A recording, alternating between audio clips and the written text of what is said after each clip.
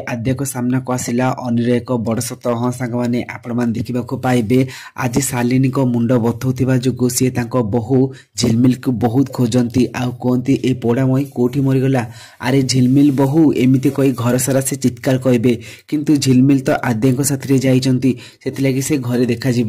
आउ एत शालिनी कहूँ पोड़ा मईटा कौटी मरीगला आ ठीक ए समय पु पुनीत आसबे आउ कहे अरे माँ झिलमिल खाई पी ता रूम रे शोइथिबो आउ एक शुणिकी शालिनी पूरा रागी जाती आ कहती अच्छा एत जल्दी से ता रूम को चलीगला आज तो मुझे छाड़बी एमती कही पुनीत आ शालिनी रूम को जाती आउट सीन आपण मैंने देखा पाइबे अंशु जापारी जे आद्य आउ झिलमिल किछि ना किछि बाहाना कर घर चली आसी अनिर सत जानापी पुलिस स्टेशन जाऊँगी आउटे आद्य जानी सारे जे